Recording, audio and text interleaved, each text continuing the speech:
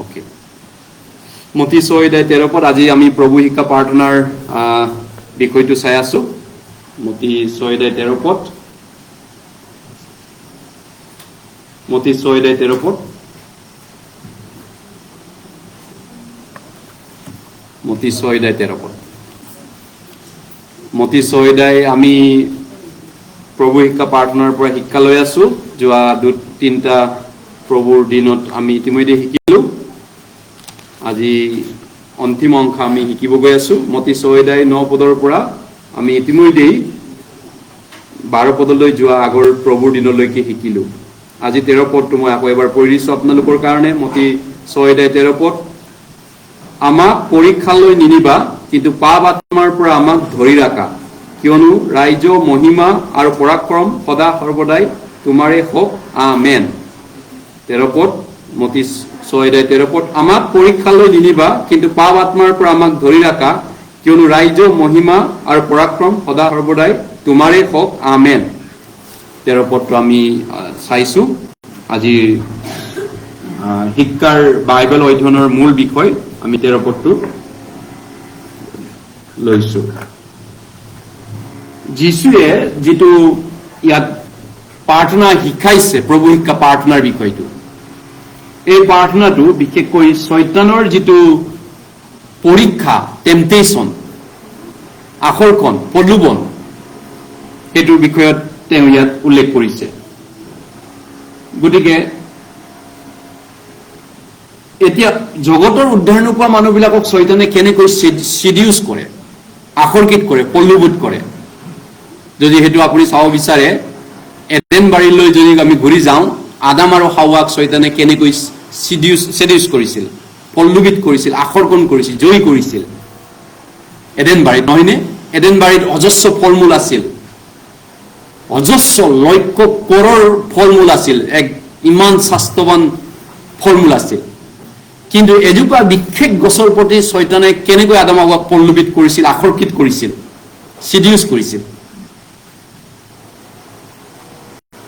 গতিকে যিশুৱে এই ধৰণে প্ৰাৰ্থনা কৰিছে যে আমাক পৰীক্ষালৈ নিদিবা do not lead us into temptation but deliver us from the evil one আমাক কিন্তু দুষ্ট আত্মাৰ পৰা ৰক্ষা কৰা শয়তানৰ পৰা আমাক বচাই চলাই নিয়া হয়নে yes কিয় এনেকুৱা প্ৰাৰ্থনা যিশুৱে আমাক কৈছিলে কাৰণ আমি স্বভাৱগতভাৱে মানুহ পাপৰ প্ৰতি দুৰ্বলতা আছে by nature we are close to sin আমি পাপৰ প্ৰতি খুব মানে সেনসিটিভ আছে পাপৰ প্ৰতি আমাৰ বহুত দুৰ্বলতা আছে by nature স্বাভাৱিক ৰূপে মানুহ তেনেকুৱা হয় গতিকে আমি আকৰ্ষিত হোৱাটো স্বাভাৱিক প্ৰলোভিত হোৱাটো স্বাভাৱিক হয়নে অকল আদাম হাৱাকে আমি ভাবি থাকিলে নহব নহয়নে গতিকে এই পৃথিৱীখন ফুল অফ টেম্পটেশন আছে খ্ৰীষ্টিয়ানৰ কাৰণে এই পৃথিৱীত জগতখন আকৰ্ষণ প্ৰলোভন কি কয় সিডিউস কৰা আকৰ্ষণ কৰা প্ৰলোভিত কৰা আমাক মোহিনী বুলিও ক'ব পাৰি মোহিনী শক্তি বুলি কয় কেতিয়াবা মোহিব পৰা আমাৰ বহুত এই জগতত পাৱাৰ আছে হয়নে এতিয়া আমাক এনেকুৱা প্ৰাৰ্থনা দৰকাৰ আছে আমাক পৰীক্ষালৈ নিনিবা yes আপোনালোকে প্ৰাৰ্থনা কৰেনে আমাক পৰীক্ষালৈ নিনিবা যিশুৱে এনেকুৱা প্ৰাৰ্থনা আমাক শিকাইছে গতিকে এই প্ৰাৰ্থনাই আমাক আমাৰ দুৰ্বলতা কি আছে আমাক শিক্ষা দিয়ে আমাৰ উইকনেস আমাৰ কমি ক'ত আছে আৰু আমাক আমি স্বীকাৰ কৰিবলৈ বাধ্য কৰায় আমি যে দুৰ্বল মানুহ আমি যে কমজোৰি মানুহ ৰাইট এই প্ৰাৰ্থনাই আমাক শিকায় গতিকে আমি এনেকুৱা বলৱান লোক নহয় যে আমি নিজক যেনেকা ভাবি আমি বহুত পাৱাৰফুল ষ্ট্ৰং বুলি যেনেকে ভাবো তেনেকুৱা আমি বলৱান মানুহ নহয় খ্ৰীষ্টিয়ান হিচাপত আমি এনেকুৱাও নহওঁ আমি যে আমাৰ নিজৰ মনোবল নিজৰ মনোশক্তি নিজৰ স্ব ইচ্ছা স্ব সিদ্ধান্তৰ দ্বাৰা আমি কিবা এটা যে মহান খ্ৰীষ্টিয়ান হ'ব পাৰো ইম্পসিবল বল বুদ্ধি নিজৰ ৰিজলিউশনৰ দ্বাৰা ঈশ্বৰৰ সহায় বিনে আৰু ঈশ্বৰৰ অনুগ্ৰহৰ বিনে আমি পৰীক্ষাৰ পৰা বাচি থাকিব নোৱাৰো প্ৰলোভনৰ পৰা মোহিনীৰ পৰা আকৰ্ষণৰ পৰা আমি বাচিব নোৱাৰো এই পৃথিৱীত আদামক কি কৈছিল শয়তানে আদম হাৱা খাবলৈ ভাল চাবলৈ ভাল জ্ঞান দিয়াৰ কথা মনোমোহা আকৰ্ষিত কৰিছিল নহয়নে হয় তেনেধৰণৰ গতিকে আমি এনেকুৱা প্ৰাৰ্থনা অধিক কৰাটো দৰকাৰ আৰু আমি ঈশ্বৰক ধন্যবাদ দিছো যে ঈশ্বৰে আমাক যথেষ্ট তেওঁৰ মৰমৰ দ্বাৰা তেওঁৰ দয়াৰ দ্বাৰা অনুগ্ৰহ দান কৰিছে যাতে তেওঁ আমাক সকলো সময়ত প্ৰটেক্টেড হ'ব পাৰো আমি তেওঁ প্ৰটেকশ্যনত থাকিব পাৰো তেওঁৰ দেউকাৰ সাথ আমি আশ্ৰয় পাওঁ আৰু এই জগতৰ পৰা আমি প্ৰটেক্ট কৰোঁ বিশেষকৈ দুষ্ট আত্মা পাপ আত্মা শয়তানৰ পৰা তেওঁৰ সন্তানবিলাকক ঈশ্বৰৰ অনুগ্ৰহে আমাক প্ৰটেকশ্যন কৰি ৰাখে নহলে আমি চলিব নোৱাৰিম খ্ৰীষ্টান হিচাপে গতিকে আমি আমাৰ বিশ্বাস পৰিত্ৰাণৰ পিছৰ পৰা আমি ৰাখাটো সেইধৰণে হয় আমি আদি পুস্তকলৈ গৈছো 3 অধ্যায় আদি পুস্তক 3 অধ্যায় জেনেসিস চেপ্টাৰ 3 আদি পুস্তক 3 অধ্যায় আমি পটাপট শাস্ত্ৰ কেইটামান চোৱাটো দৰকাৰ শাস্ত্ৰখন নাচালে আচলতে আপুনি ইমান এটা পোহৰ নাপাব আপোনাৰ পোহৰটো কম হ'ব শাস্ত্ৰখন মেলি নাচালে ইয়েস শাস্ত্ৰ চাব লাগিব আপোনাৰ চকুৰেও পৰি চাব পৰাবিলাক আনফৰ মানুহ হলে বেলেগ কথা আপুনি শুনাৰ বাহিৰে আপোনাৰ বিকল্প ৰাস্তা নাই যিবিলাক নিৰক্ষৰ নহয় শিক্ষিত মানুহ লিটাৰেচি আছে নহয়নে তেওঁলোকে বাইবেল মেলাটো ভাল ইয়াত আদি পুস্তক 3 অধ্যায় মই মেলিছো আপোনালোকৰ কাৰণে ঈশ্বৰ জিহুৱা এক পদৰ পৰা নিৰ্মাণ কৰা সকলো বনৰীয়া জন্তুৰ মাজত সৰ্প অতি টেঙৰ আছিল সি নাৰী গৰাকীক ক'লে বাৰী কোনো গছৰ ফল তোমালোকে নেখাবা বুলি ঈশ্বৰে বাস্তৱিকে ক'লেনে ঈশ্বৰে কৈছিল আদি পুস্তক 2 অধ্যায় 17 পদত বাস্তৱিকে নহয় সঁচাই ঈশ্বৰে কৈছিল ক'লে নে নহয় ঈশ্বৰে সঁচাই কৈছিল সন্দেহ কিয় জন্মাইছে ডাউট কিয় আনিছে শয়তানে ডাউটটো আনিব দৰকাৰ নাছিল ঈশ্বৰৰ বাইকৰ প্ৰতি ঈশ্বৰৰ অৰ্ডাৰৰ প্ৰতি কিন্তু শয়তানে ডাউটটো ক্ৰিয়েট কৰিছে নহয় নে ঈশ্বৰৰ বাইকৰ প্ৰতি তাতে নাৰীয়ে কি ক'লে সৰ্পক ক'লে হাৱাই ক'লে বাৰীৰ গছবোৰৰ ফল আমি খাব পাৰো ইয়েস আমি খাব পাৰো ঠিকই কৈছে এইখিনি লৈ কিন্তু 3 পদত কি কৈছে বাৰীৰ মাজত থকা যি গছজোপা আছে তাৰ ফল হলে ঈশ্বৰে কৈছে তোমালোকে তাক নেখাবাও এইখিনি লৈ ঠিকই আছে নুচুবাটো ঈশ্বৰে কোৱা নাছিল গতিকে ঈশ্বৰৰ বাইকত যোগ বিয়োগ কৰাটো মানা কৰিছে বাইবেলে প্ৰাকৃত বাইক 22 অধ্যায় 19 পদত নহয়নে যোগ নকৰিবা নুচুবাও তাকে কৰিলেই মৰিবা এইখিনি হৈছে ঈশ্বৰৰ বাইক অলপ যোগ কৰা হ'ল তেৰা কৰা হ'ল ভাঁজ দিয়া হ'ল ঈশ্বৰৰ বাইকক বাইবেলে 2 কৰিন্থিয়াত কৈছে ঈশ্বৰৰ বাইকক অনেক লোকে ভাঁজ দিয়াৰ দৰে আমি ভাঁজ দিলো তেতিয়া নাৰীয়ে সৰ্পই নাৰীক ক'লে দৰাচলতে প্ৰকৃততে তোমালোকে নমৰা কিয়নো যিদিনা তোমালোকে তাৰ ফল খাবা সেইদিনাই যে তোমালোকৰ চকু মুকলি হ'ব এইটো সেডিউস কৰিছে নহয়নে পল্লৱিত কৰিছে মোহিনী কৰিছে সেই ফলটোৰ প্ৰতি খাবৰ কাৰণে সেইদিনাই যে তোমালোকৰ চকু মুকলি হ'ব তোমালোক ঈশ্বৰৰ নিচিনা ভাল বেয়া জানোতা হ'বা তাক ঈশ্বৰে জানে তেতিয়া নাৰীয়ে সেই গছৰ ফল খাবলৈ ভাল চকুৰ লোভজনক হয় লোভনীয় আৰু জ্ঞান দিয়াৰ কথাটো মনোমোহা যেন দেখি তাৰ পৰ ছিঙি খালে আৰু লগত থকা গিৰিয়েককো দিলে তাতে তেওঁ খালে একচুৱেলি সেই বিশেষ ফলজোপা স্পেচিয়েল কিবা এটা আছিল নেকি বেলেগ আনজোপাৰ পৰা কিবা সেইবিধ আঙুৰ বা আপেল কাশ্মীৰী বা আমেৰিকান বা কিবা তেনেকুৱা আছিল নেকি বা চাইনিজ আঙুৰ আপেল আছিল নেকি তেনেকুৱা নাছিল নহয়নে কিন্তু জাষ্ট মোহিনী শক্তি এইটো মোহিনী শক্তি বুলি কয় নহয় এই ল'ৰাটো এই ছোৱালীজনী কি মোহিনী কৰিলে যে ছোৱালীজনী এতিয়া এৰিব নোৱাৰা হ'ল ল'ৰাজনক গাঁৱত আমি শুনিছিলো আগতে কিবা এটা মোহিনী শক্তি কৰি পিনি ছোৱালীজনীক কিবা এটা কৰি পেলালে এনেধৰণৰ মোহিনী শক্তি পাৱাৰটো আছে এই জগতত এতিয়াও বহুত তন্ত্ৰ মন্ত্ৰ মোহিনী শক্তি কৰা পূজা পাতল কৰা তেনেকে বিয়া বাৰু হোৱাও মই গাঁৱত দেখিছো এটা লেঙৰা পেঙৰা ল'ৰা এজনে বহুত ধুনীয়া ছোৱালী এটাক মানে মোহিনী শক্তি কৰি কিবা কৰি লৈ গৈছে একেবাৰে অনুপযুক্ত আৰু মততে মোৰ গাঁৱতে দেখিছো তেনেকুৱা তেতিয়া মই শুনিছিলো মোহিনী শক্তি কি মোহিনী শক্তিটো যিটো বস্তু নেচাৰেলি বিশেষ একো নাই কিন্তু তাক মোহনীয় কৰিব পাৰে আকৰ্ষিত কৰিব পাৰে ধুনীয়া কৰিব পাৰে সেইটো পাৱাৰ শয়তানৰ আছে নহয়নে গতিকে সেই গছজোপাক তেওঁ ইমান ধুনীয়া কৰিলে খাবলৈ ভাল চাবলৈ ভাল জ্ঞান দিয়াৰ কথা মনোমোহা এই ধৰণে পল্লৱিত কৰিলে গতিকে এতিয়া আমি যদি জগতৰ নামদাৰীবিলাক জগতৰ উদ্ধাৰ নোপোৱা মানুহবিলাকক যদি চাওঁ শয়তানে তেওঁলোকক কেনেকৈ মোহিনী কৰে সেই একে শক্তিৰে মোহিনী কৰে তেওঁলোকক বিফল কৰিছে হয় প্ৰথম আমি যোহনলৈ গৈছো প্ৰথম যোহন 1 জন চেপ্টাৰ 2 প্ৰথম জন 2 অধ্যায় মই কলোই আপোনালোকক পটাপট আমি শাস্ত্ৰ মেলিম তাড়াতাড়ি কৰি আমি শাস্ত্ৰবিলাক উলিয়াব চেষ্টা কৰিম এটা প্ৰেক্টিছ কৰিম আচলতে যাতে আমি মানুহক সহায় কৰিব পাৰো বাইবেল ক'ত কি লিখা আছে আমি নিজে যদি উলিয়াব নাজানো ক'ত কি আছে কোনটো পদ জোহন ক'ত ৰুমিয়া ক'ত যদি নিজে নেমেলো নিহিকো আমি আনক কেনেকৈ সহায় কৰিম কেতিয়াবা নহয়নে গতিকে আপোনালোকে আহা সময়ত এইটো এটা ভাল চান্স হয় এইটো শাস্ত্ৰ শিকাৰ কাৰণে আন মণ্ডলীবিলাকৰ আপোনালোকে গানা বাজনা কৰি সময় নষ্ট কৰা কিবা কিবি কৰি মিটিং মাতাং কৰিতে দেওবাৰটো পাৰ কৰে কিন্তু আমি আসলতে শাস্ত্ৰখনৰ বাহিৰে আমাৰ শিকাৰ বাহিৰে আমাৰ সময় নুজুৰে প্ৰথম যোৱান 2 অধ্যায়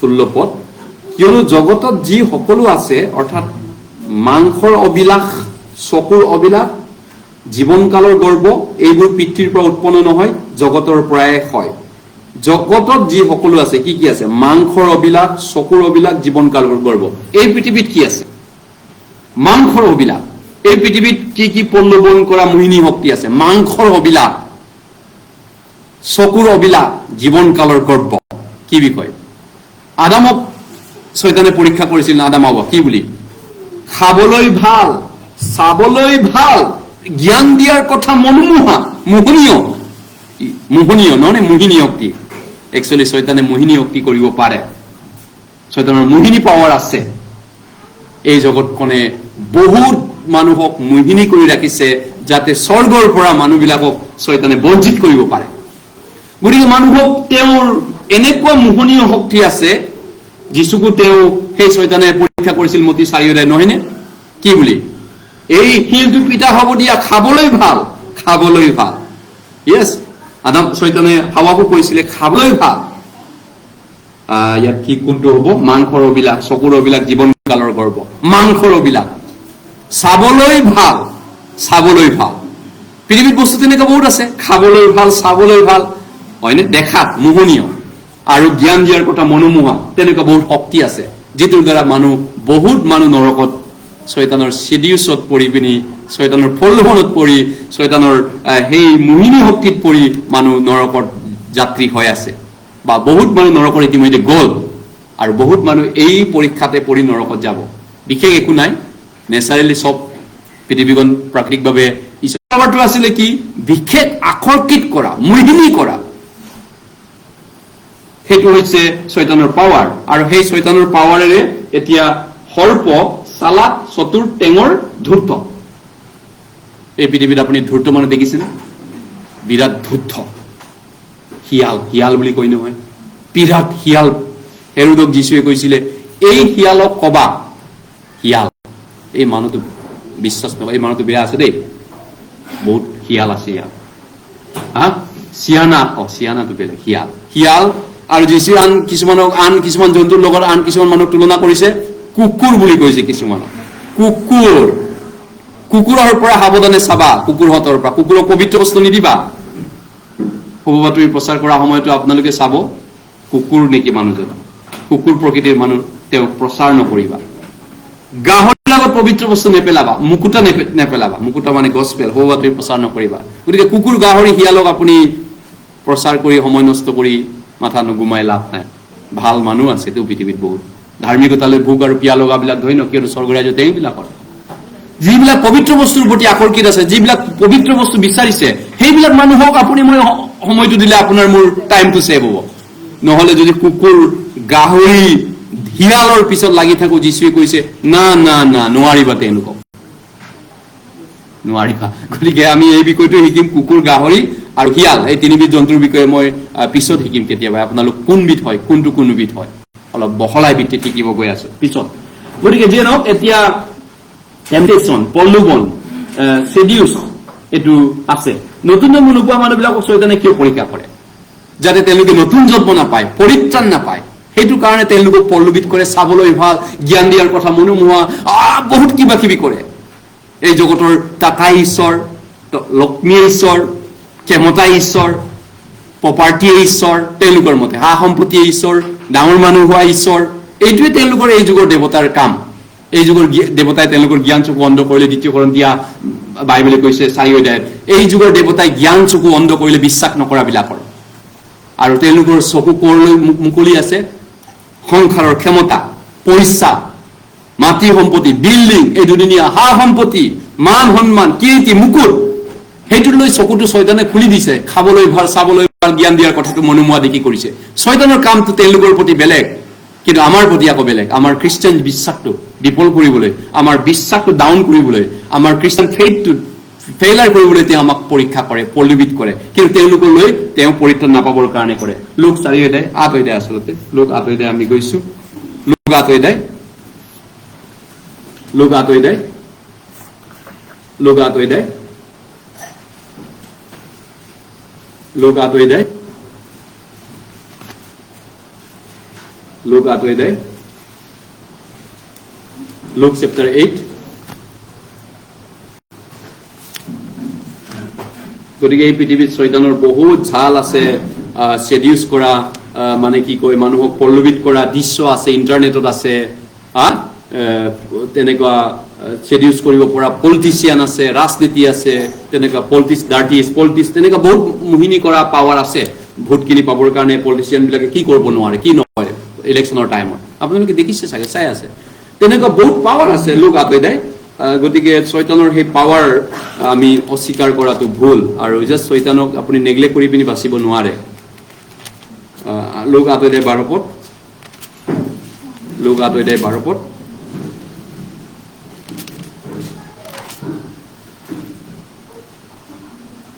কিছুমান পৃথিৱীত ইমান কথা ক'ব পৰা মোহিনী শক্তি আছে।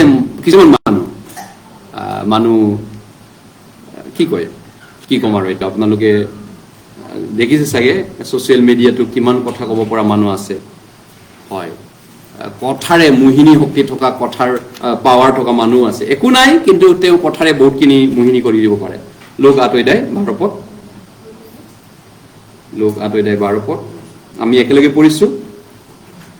বাটৰ কাষত যি সেইবোৰ শুনাবিলাক তেওঁবিলাকে যেন বিশ্বাস নকৰে আৰু পৰিত্ৰাণো নাপায়, এই নিমিত্তে শয়তানে তেতিয়াই আহি তেওঁবিলাকৰ মনৰ পৰা বাক্য কাঢ়ি লৈ যায়।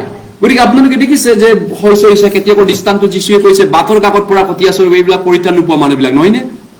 গতিকে তেওঁলোকক আমি কাউন্সিলিং কৰো, সেমিনাৰ আছো, তেওঁলোক চাৰ্চত আহি আছে, আপোনালোকেও চেষ্টা কৰি আছে, সেমিনাৰৰ প্ৰতি ইনভাইট কৰে, আপুনি বহুত চেষ্টা কৰে, নহয়নে? কিন্তু এই বাটৰ কাষৰ মানুহবিলাক দাড়ি উৰি পকি যোৱালৈকে চাৰ্চত কিছুমানে পৰিত্ৰাণ নোপোৱাকে থাকি যায়। কিয়? কাৰণ যীশুৱে কৈছে এইবিলাক মানুহ যাতে বিশ্বাস নকৰে আৰু পৰিত্ৰাণো নাপায়, বিশ্বাসো নকৰে, পৰিত্ৰাণো নাপায় বুলি কৈছে। কাৰ খেল এইটো? খেল খেলিছে শয়তানে, পাপ আত্মাই। ইয়াত কৈছে শয়তানে তেওঁলোকৰ বাক্য কাঢ়ি লৈ গ'ল বুলি কৈছে। যোৱা আগৰবাৰ সেমিনাৰ আমি 1 মাহ 1.5 মাহ আগত কৰিছিলো নেকি, ইয়াতে কেতিয়া কৰিছিলো, হলি সময়ত নে কেতিয়া কৰিছিলো জেগলি মনত নাই। সেমিনাৰ আমি 3 দিনীয়া পাতিছিলো।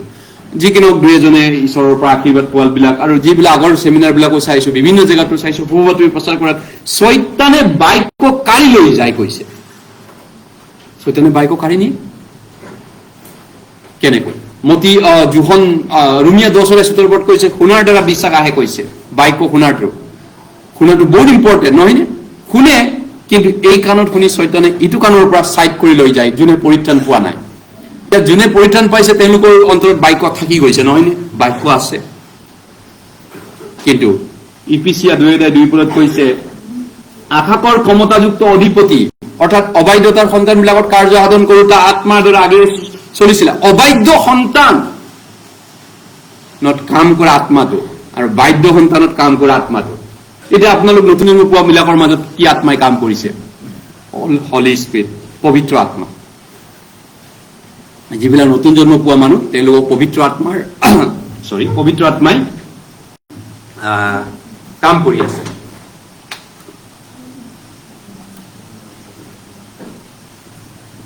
অবাধ্য সন্তান বিলাকৰ মাজত দুষ্ট আত্মা, the spirit which now working in the sons of disobedience. ইয়াৰ মিনিংটো হৈছে উদ্ধাৰ নোপোৱা মানুহবিলাকৰ আত্মা, পবিত্ৰ আত্মা নাই তেওঁলোকৰ। শয়তানে আকাশৰ ক্ষমতাযুক্ত অধিপতি, শয়তানে টেম্পটেশ্যন কৰিছে যাতে তেওঁলোকে উদ্ধাৰ নাপায়, পৰিত্ৰাণ নাপায়। তেওঁলোকক পৰিত্ৰাণ নাপায়। এই গতিকে যি বাক্য সিঁচা হল সেই বাক্য শয়তানে কাঢ়ি লৈ গৈ কৈছে। ইয়াতে মণ্ডলীত তেনেকা 2-এজন মান মানুহ আছে, আপোনালোকে ভাবিব পাৰে এই পাষ্টৰে বিচাৰ কৰিছে নেকি? নাই, মই বিচাৰ কৰা নাই। বাইবেলে কৈছে, যীশুৱে কৈছে পৰিত্ৰাণ নাপায়, আৰু বাক্য শুনিও বুজি নাপায় আৰু পৰিত্ৰাণো নাপায়। বাইবেলে কৈছে, যীশুৱে কৈছে। সেই ক'বাত ক'বাত পাহাৰৰ ওপৰতো 2-এটা মানুহ আছে, ক'বাত ক'বাত বহুত বছৰৰ পৰা আছে, কিন্তু তেওঁলোক আৰম্ভণিৰ পৰা আছে। সেই গীৰ্জাত খুঁটি এটাও নাছিলে, বাঁহ এটাও নাছিলে। কাৰোবাৰ ঘৰত মই 1 বছৰ গীৰ্জা কৰিছো, 2 বছৰ কৰিছো। কাৰোবাৰ চোতালত কৰিছিল, নহয় নে? ফাৰ্ষ্টত 2-3টা ফেমিলি চোতালত কৰিছিলো মই গীৰ্জা আৰম্ভণিতে, এই মণ্ডলীত। তেতিয়া পুৰা আছে, কিন্তু আজিলৈকে তেওঁলোক পৰিত্ৰাণ পোৱা নাই, উদ্ধাৰ মুক্তি পোৱা নাই, বাক্য বুজি পোৱা নাই। কাৰণ তেওঁলোকে বাক্য শুনিছে, কিন্তু শয়তান তেওঁলোকৰ বাক্য কাম দিব দিয়া নাই। গতিকে সেইটো হৈছে শয়তানৰ খেল। কিন্তু তেওঁলোকে বুজি পায় জানো? এইটো তেওঁলোকেতো বুজি নাই পোৱা, তেওঁলোকে বুজি নাপায়। নাও বুৰিলেও টিঙৰ পৰা তেওঁলোকে নানামে বুলি কয়। তেওঁলোকৰ অহংকাৰ, দম্বালি, গমণ্ডি জানো সৰু হৈছে। গতিকে অহংকাৰী লোকক ঈশ্বৰে প্ৰতিৰোধ কৰে, কৈছে শয়তানক এৰি দিয়ে, তেওঁলোকক শয়তানক ইউজ কৰিবলৈ, শয়তানক ব্যৱহাৰ কৰিবলৈ। শয়তান বাক্য কাঢ়ি নিয়ে। গতিকে টেম্পটেশ্যন উদ্ধাৰ নোপোৱা জগতলৈ চাবলৈ ভাল, জ্ঞান দিয়াৰ কথা, মনোমোহা, লোভনীয় অনেক শক্তি আছে। তেওঁলোকক আজিলৈকে পৰিত্ৰাণৰ পৰা বাধা কৰিছে। কিন্তু আমি নতুন জন্ম পোৱাবিলাককো শয়তানে কি টেম্পটেশ্যন নকৰে নেকি? আমাক আমাকো কৰে, আমাকো প্ৰলোভিত কৰে। আহক আমি মতি 4 অধ্যায়লৈ মতি 4 অধ্যায়লৈ গৈছো। মতি 4 অধ্যায়, যীশুৰ পৰীক্ষাৰ পৰা আমি কি শিকিব পাৰো? মতি 4 অধ্যায়, মতি 4 অধ্যায়, হয় মতি 4 অধ্যায়লৈ গৈছো।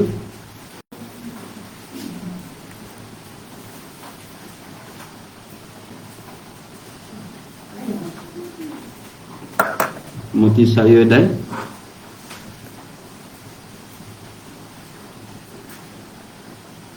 1 পদৰ পৰা 12 পদলৈ শংকৰ ভাই পঢ়ি দিয়ে।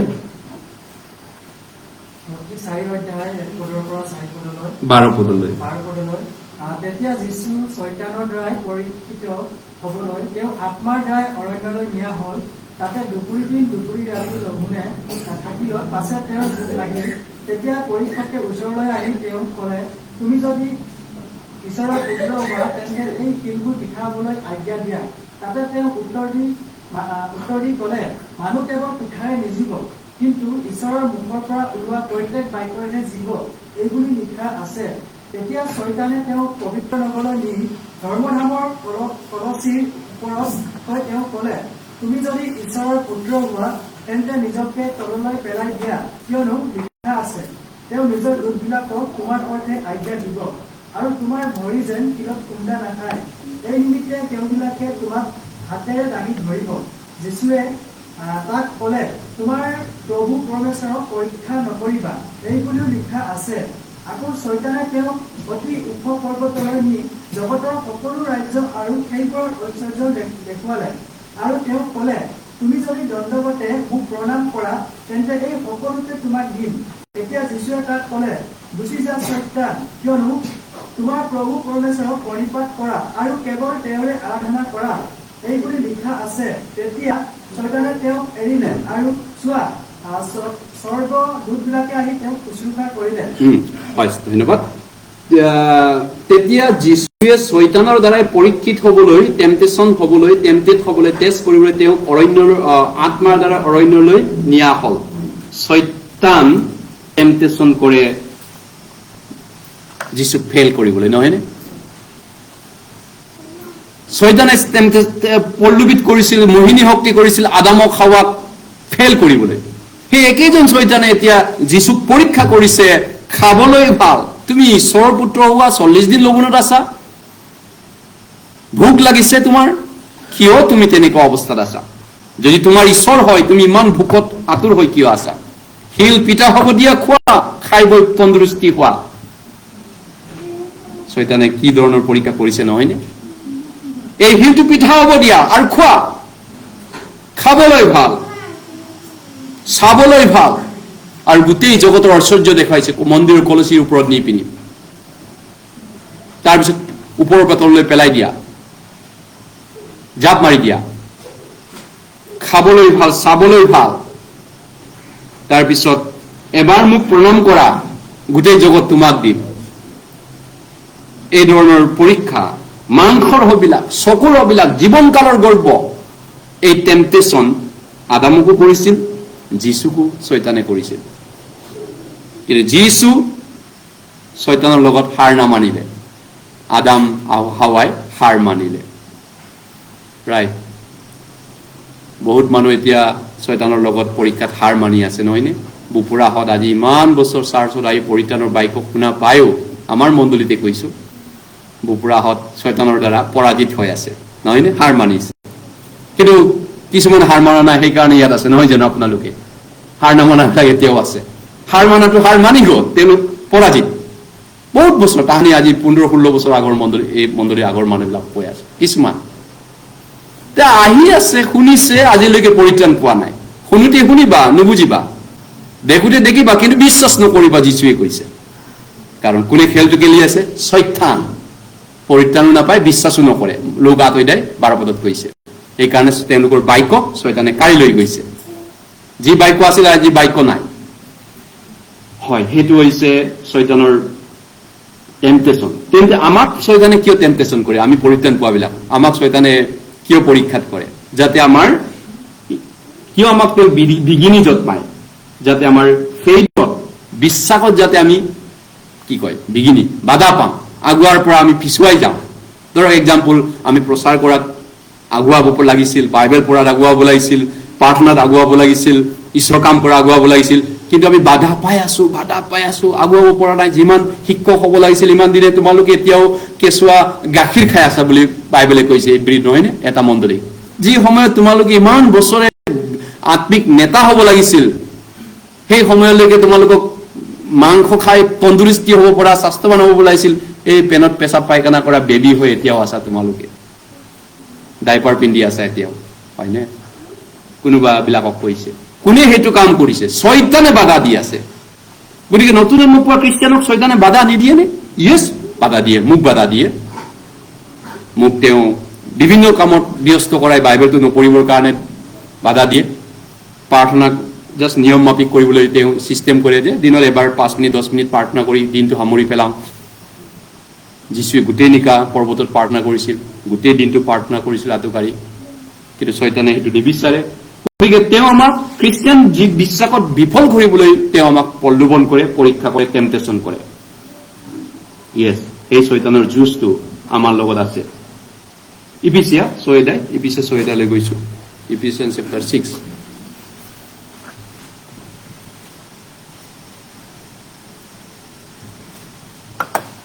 Ephesians chapter 6. Ephesians chapter 6. Ephesians 6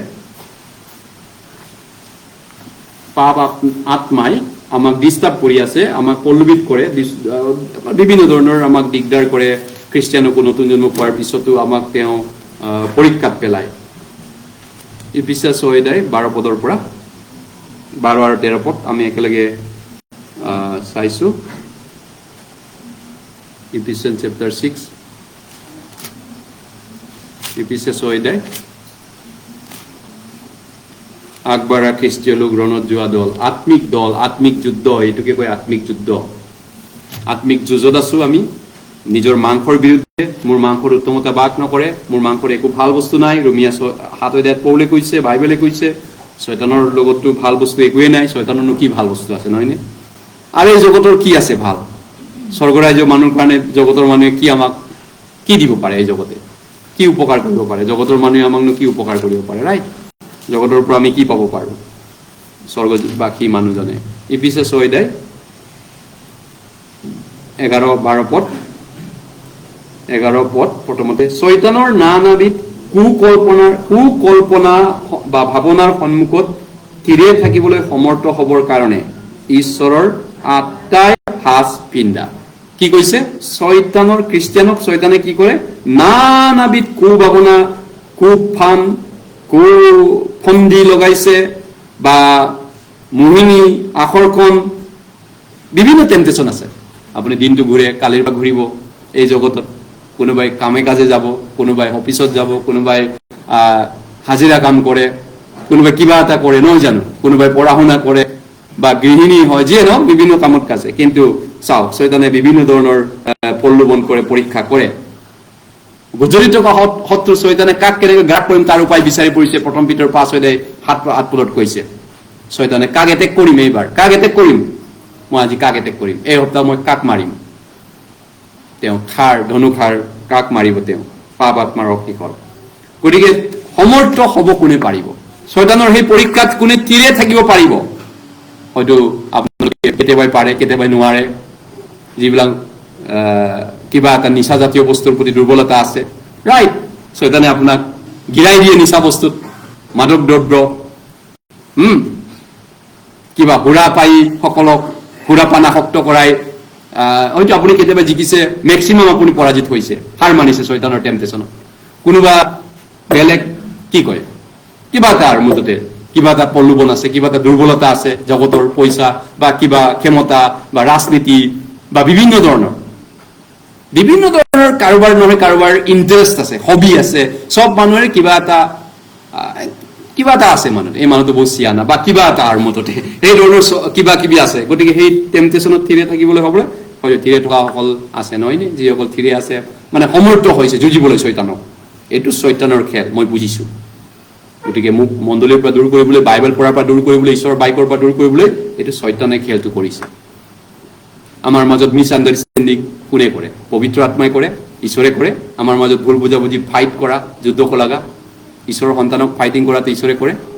কেনেকৈ কৰিব? মা দেউতাই নিজৰ দুটা সন্তানৰ মাজত ফাইট কৰাটো নিবিচাৰে, পবিত্ৰ আত্মাই কেনেকৈ আমাৰ মাজত ফাইট কৰাব? তেওঁ কোনে কৰে? তেনেহ'লে কোনে কৰে ঈশ্বৰৰ সন্তানবিলাকৰ মাজত ফাইটিং, দ্বন্দ্ব, কাজিয়া? কোনে কৰে? শয়তান, পাপ আত্মাই কৰে, ৰাইট।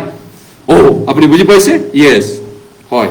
গতিকে 12 পদত কৈছে, 12 আৰু 13 পদ একেলগে পঢ়ো। কিয়নো তেজ আৰু মাংসৰে সৈতে আমাৰ মল যুদ্ধ হোৱা নাই, কিন্তু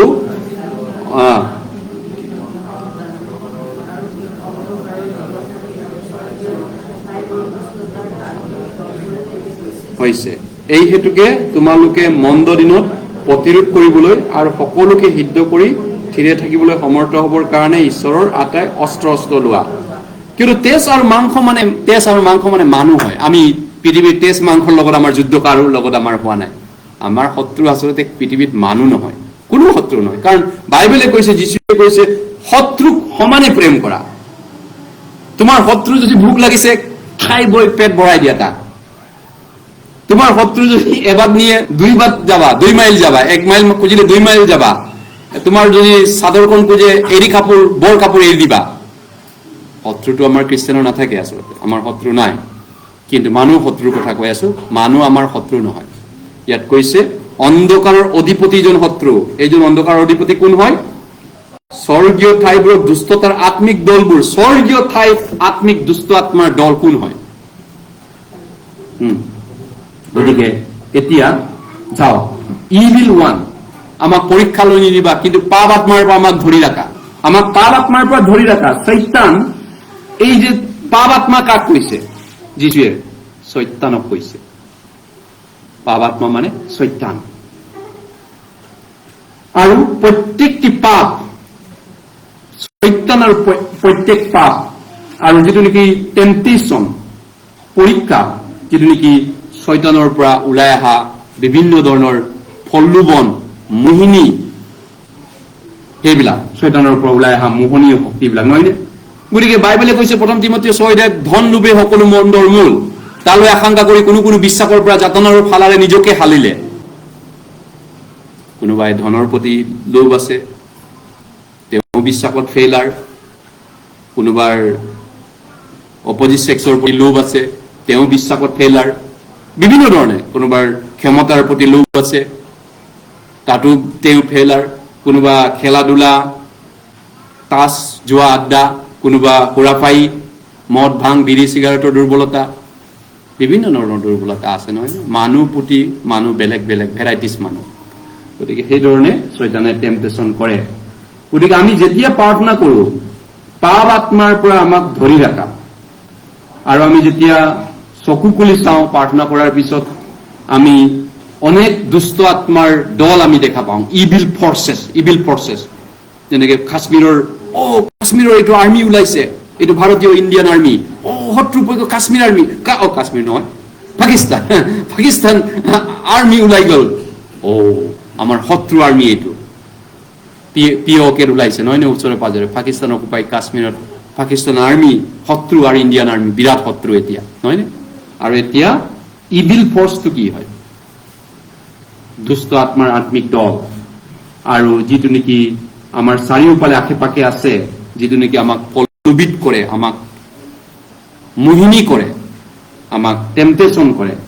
গতিকে এই প্ৰাৰ্থনাই আমাক সহায় কৰে কেনেকৈ শয়তানৰ এই ফৰ্চৰ লগত যুঁজিব লাগে, আৰু শুদ্ধ বিবেকত ৰাখি আমি কেনেকৈ শয়তানৰ ইভিল ফৰ্চৰ লগত যুদ্ধ কৰিব লাগে। এতিয়া যেনেকে কাশ্মীৰ ছত্তীশগড়ত কোব্ৰা মিলিটাৰী CRPF বাহিনীয়ে যুঁজি আছে কিবাৰ লগত, কি আছিলে এইটো, নক্সালৰ লগত, ৰাইট। আমাৰ ইয়াতে IGP আছিলে, তেওঁ ডাইৰেক্টৰ হৈছে CRPF, কি আছিলে JP সিং, জ্ঞানেন্দ্ৰ প্ৰসাদ সিং।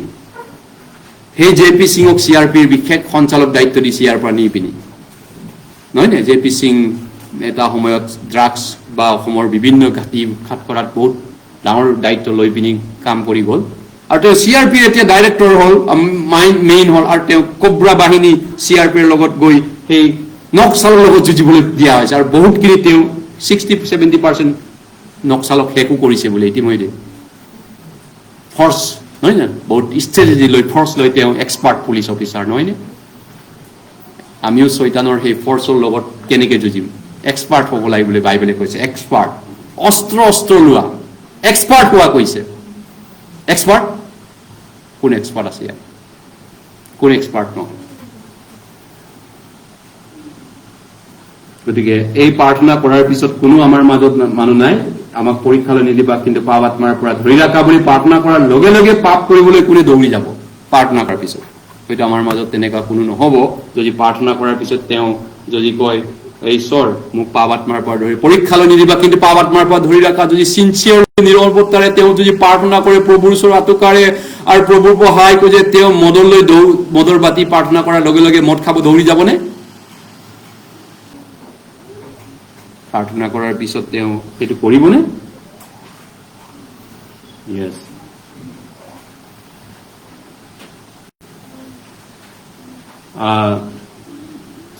John 17 অধ্যায়, Gospel John chapter 17.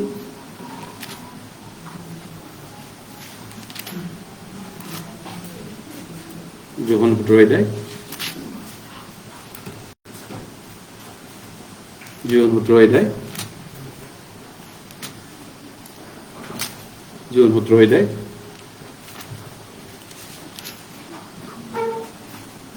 John 17 অধ্যায়,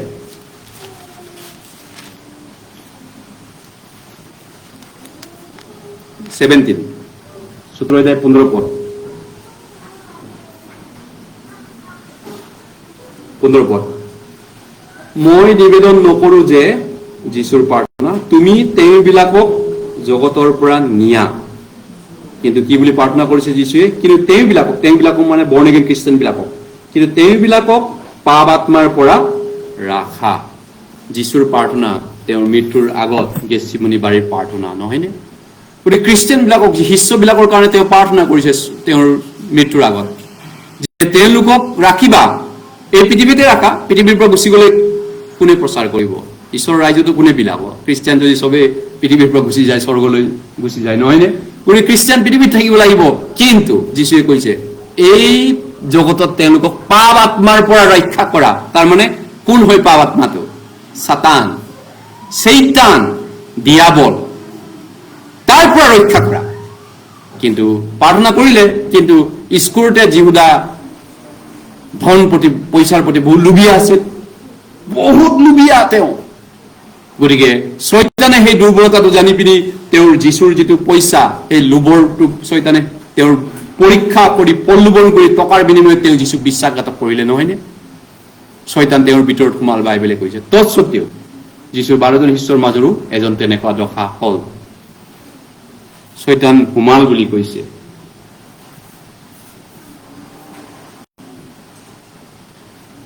গতিকে শয়তান পাপ আত্মাৰ পৰা ৰক্ষা কৰা। গোটেই জগতক শয়তানে ভ্ৰান্তি জন্মাইছে, গোটেই পৃথিৱীক শয়তানে বৰবাদ কৰিছে। ইয়েছ, জিউদাছৰ পৰা আৰম্ভ কৰি যোহন 13 অধ্যায় 17 পদ, 13 অধ্যায় 27 পদ, 13 অধ্যায় 27 পদ, যোহন 13 অধ্যায় 27 পদ, 13 অধ্যায় 27 পদ, আমি 27 পদ চাইছো। 26 পদৰ পৰাই মই পঢ়ি দিওঁ। যীশুৱে উত্তৰ দিলে, যিজনলৈ এই পিঠা দুকৰ জুবুৰিয়াম আৰু যিজনাক দিম তেওঁৱে সেইজন, আৰু তেওঁ সেই পিঠা দুকৰ জুবুৰিয়াই লৈ ইস্কৰিওতীয়া চিমোনৰ পুতেক যিহুদাক দিলে। এতিয়া যীশুক কোনে বিশ্বাসঘাতক কৰিব? এইটো প্ৰশ্ন শিষ্যবিলাকে সুধিছিলে। তোমালোকৰ মাজৰ এজনে মোক বিক্ৰী কৰিব, তোমালোকৰ এজন মাজৰে মোক বিশ্বাসঘাতক কৰিব, মোক বিট্ৰে কৰিব, নহয়নে? কি কয়? বিট্ৰে, গাদ্দাৰ, মোক বিশ্বাসঘাতক কৰিব। আপোনালোকে শুনিছেনে সমাজত বিশ্বাসঘাতক, গাদ্দাৰী মানুহ?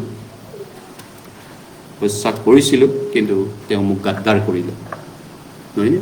যীশুৱে মৰম কৰিছিলে ইস্কৰিওতীয়া যিহুদাক জীৱনৰ শেষলৈকে, কিন্তু ইস্কৰিওতীয়া যিহুদাই অলপ পইচাৰ কাৰণে যীশুৰ মৰমটো বিক্ৰী কৰি দিলে, বিশ্বাসঘাতক কৰিলে, অলপ সুবিধাৰ কাৰণে, অলপ ফাইদাৰ কাৰণে, কাৰোবাৰ শয়তানৰ পৰা অলপ ফাইদা পালে। গতিকে এতিয়া ইস্কৰিওতীয়া যিহুদাৰ কথা ইয়াত কৈছে, সেই দুখৰ 27 পদ, সেই দুখৰ খোৱাৰ পাছতেই শয়তান তেওঁৰ ভিতৰত সোমাল। কাৰ ভিতৰত? ইস্কৰিওতীয়া যিহুদাৰ ভিতৰত সোমাল। ক'ৰ ভিতৰত? তাৰ মনৰ অন্তৰৰ ভিতৰত শয়তান সোমাল। তেতিয়া যীশুৱে তেওঁক ক'লে, তুমি যি কৰিবা তাক বেগাতে কৰা, বেগা-বেগি কৰা, do quickly, whatever you want to do. শয়তান বেগতে সোমাল তেওঁৰ ইস্কৰিওতীয়া যিহুদাৰ ভিতৰত। এই মন্দিৰত ইস্কৰিওতীয়া যিহুদা নাই বুলি আপুনি দাঁতি ক'ব পাৰিব? যীশুৰ ৰাইজত ইস্কৰিওতীয়া যিহুদা আছে, ঈশ্বৰৰ মন্দিৰত ইস্কৰিওতীয়া যিহুদা আছে, সকলো প্ৰায় মন্দিৰতে ইস্কৰিওতীয়া যিহুদা থাকে। আমাৰ মাজত কোন আছে ইস্কৰিওতীয়া যিহুদা এতিয়া? কোন সেইজন শয়তান যাৰ ভিতৰত সোমাই গ'ল এতিয়া আৰু গাদ্দাৰ কৰিলে, বিশ্বাসঘাতক কৰিলে, মণ্ডলীক গাদ্দাৰ কৰিলে, ঈশ্বৰৰ ৰাইজক গাদ্দাৰ কৰিলে, বিশ্বাসঘাতক কৰিলে, বিপদৰ সময়ত গাদ্দাৰ কৰিলে, নহয়নে? যীশু যেতিয়া বিপদত পৰিছিল, ইস্কৰিওতীয়া যিহুদাই যীশুক এই ধৰণে কৰিলে, মৰিবৰ কাৰণে এৰি দিলে। গতিকে ইস্কৰিওতীয়া যিহুদা কোন হয় আমাৰ মাজত? কোনোবা হয়তো আছে। ঈশ্বৰে কৈছে, who will be the Judas, devil, এই মণ্ডলীত। অৱশ্যে আমি মানুহ হিচাপত কাকো নাজানো, কোন হয় সেইজন আমি ক'ব নোৱাৰো, বা ভৱিষ্যতে কোন ওলাব আমি ক'ব নোৱাৰো। আমি মানুহ হয়, আমি নাজানো। কিন্তু ঈশ্বৰে প্ৰকাশ কৰিব, ঈশ্বৰে দেখুৱাব, ঈশ্বৰে নিজেই দেখুৱাব। কাৰণ যীশুৱে কৈছে, ফলৰ দ্বাৰা চিনিবা গছক, গছে ফলেই দেখাব। ঈশ্বৰে কৈছে, ৱাৰ্ণিং দিছে, কোনোবাই ওলাব ইস্কৰিওতীয়া যিহুদা। যেতিয়ালৈকে স্বৰ্গত নাযায় তেতিয়ালৈকে এইটো যুদ্ধ চলি থাকিব। গতিকে ভিতৰুৱা বালৰ পৰাও ইস্কৰিওতীয়া যিহুদা আছে। জগততো শয়তান আমাৰ লগত যুদ্ধ কৰি আছে, ভিতৰতো শয়তান নিজৰ মানুহ ৰাখে, জগততো ৰাখিছে, মণ্ডলীতো তেওঁ এজেণ্ট ৰাখে শয়তানে। যেনেকে যীশুৰ মণ্ডলীত এজনক এজেণ্ট হৈছিলে, নহয়নে? ইস্কৰিওতীয়া যিহুদা এজেণ্ট হিচাপত। ক্ষমতা লবি, পইচা লবি, কিবা কিবি লবি হ'ব পাৰে। সেইধৰণে প্ৰিয়সকল, গতিকে আপুনি মই নিজৰ বল বুদ্ধিৰে প্ৰচাৰ কৰিলে আমি বাচিব নোৱাৰো আচলতে শয়তানৰ পৰা। চাওঁ আদি পুস্তকত যীশুৱে কি কয়, বাইবেলে কি কৈছে। আদি পুস্তক 4 অধ্যায়, আদি পুস্তক 4 অধ্যায়। অৱশ্যে নম্ৰ হলে ঈশ্বৰে বচাব, শয়তানৰ পৰা প্ৰাৰ্থনা কৰিলে বচাব, নম্ৰ হ'ব লাগিব, নহয়নে? আদি পুস্তক 4 অধ্যায়, আদি পুস্তক 4 অধ্যায় 6 পদ, Genesis chapter 4 verse 6. তেতিয়া জিহুৱাই কয়িনক ক'লে, কিয় ক্ৰোধ কৰিছা, ইমান খং কিয় কৰিছা, বেজাৰ কিয় কৰিছা, আৰু তোমাৰ মুখটো কিয় ইমান আমন জীৱন কৰি আছা মণ্ডলী ঈশ্বৰৰ ৰাইজত, ইমান কি মোক গণ্ডগোল কৰি আছা তুমি ইয়াত, তুমি ভাল কৰিলে জানো তোমাক গ্ৰহণ কৰা নহব, যদি ভাল নকৰা তেন্তে পাপ দুৱাৰ মুখত খাপ দি আছে আৰু তোমালৈ তাৰ ইচ্ছা হয় কিন্তু তুমি তাক দমন কৰিব লাগে। বাইবেলে কি কৈছে? আদামক ঈশ্বৰে বিচাৰিছিলেতেন বাৰীত, আদাম তুমি ক'ত আছা, where are you Adam, Adam. আৰু তাৰপিছত দ্বিতীয় প্ৰশ্ন কৰিলে ঈশ্বৰে আদিপুস্তক 4 অধ্যায়ত, তুমি কিয় খং কৰি আছা, বেজাৰ কৰি আছা।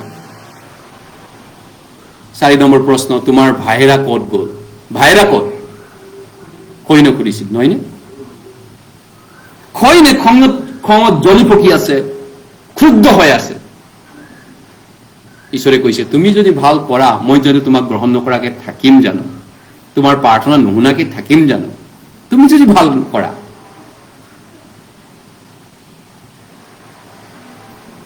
যদি ভাল নকৰা কিন্তু তেনেহলে লুচিফাৰ দিয়াবল তোমাৰ অন্তৰৰ ভিতৰত সোমাবলৈ ৰেডি হৈ আছে। মোৰ ভিতৰত সাৱধান,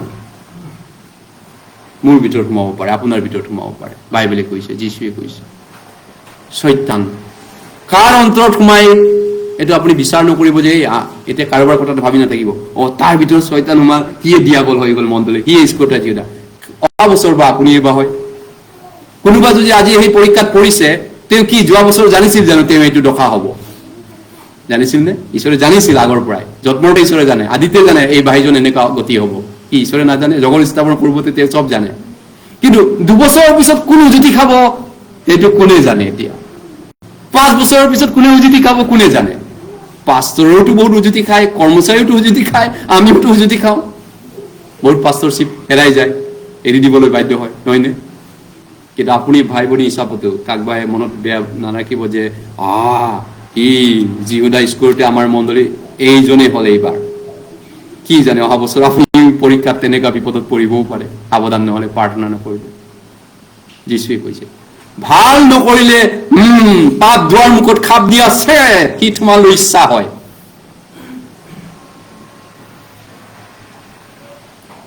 গতিকে গোটেই জগতক ভ্ৰান্তি যত তোমাৰ লুচিফাৰ শয়তান, কি কয় আপোনালোকে? গোটেই জগতক, প্ৰাকৃত বাইবলত কৈছে গোটেই জগতক দিয়াবল যিটো লুচিফাৰ, তেওঁ ভ্ৰান্তি যত্মাই কৈছে, ঠগাই, মোহিনী শক্তি আছে, তেওঁ গোটেই জগতক মোহিনী কৰে। প্ৰাকৃত বাক্য 9-12 অধ্যায় চাব পাৰে। গোটেই জগত, গোটেই পৃথিৱী শয়তানৰ মোহিনীৰ দ্বাৰা মোহিত হৈছে। ইয়েছ, বাইবেলে কৈছে, প্ৰাকৃত বাক্য 12 অধ্যায় 9 পদ। মই এইটো মোহিনী শক্তিটো বহুত বিয়া বাৰুৰ ক্ষেত্ৰত দেখিছো। ছোৱালীবিলাকক বহুত মুছলিম বা তন্ত্ৰ মন্ত্ৰ কৰি মুছলিমে পলাই লৈ যে মোহিনী কৰা বহুত শুনিছো আগতে। আচলতে ভাল ভাল ঘৰৰ ছোৱালীক তেনেকুৱা সাধাৰণ মানুহে বিয়া পাতি কাম কৰা, হাজিৰা কৰা মানুহে পলাই লৈ যোৱা দেখিছো। মোহিনী শক্তি, মোহিনী শক্তি। ইয়েছ, শয়তানৰ মোহিনী শক্তি আছে। ইয়েছ আছে, প্ৰাকৃত বাক্য 12 অধ্যায়। অকল ল'ৰা ছোৱালী বিয়া বাৰুৰ ক্ষেত্ৰতে শয়তানে মোহিনী শক্তি আছেনে? হয়নে? ইয়েছ। আমাক বাইবেল পঢ়িব নিদিয়াজন কোন হয়? আমাক প্ৰাৰ্থনা কৰিব নিদিয়াজন কোন হয়? আমাক সৌৱাতৰি প্ৰচাৰত বাধা দি থকাজন কোন হয়? ইয়েছ, কোনোবা এজন আছে নহয়নে? কোন? ঈশ্বৰ নেকি? পবিত্ৰ আত্মা নেকি? যীশুৱে আমাক বাধা দিছে নেকি বাইবেল নপঢ়িব, প্ৰাৰ্থনা কৰিবলৈ? নিশ্চয়। কোনে বাধা দিছে আপুনি চিন্তা কৰক। প্ৰাকৃত বাক্য 12-9 পৰা একেলগে পঢ়ো। সেই মহানাগক অৰ্থাৎ দিয়াবল আৰু শয়তান নামেৰে বিখ্যাত হোৱা যি পুৰণি সাপে গোটেই জগতৰ ভ্ৰান্তি যত্মাই তাক পৃথিৱীলৈ পেলোৱা হল আৰু তাৰ দূতবিলাককো তাৰ লগতে পেলোৱা হল।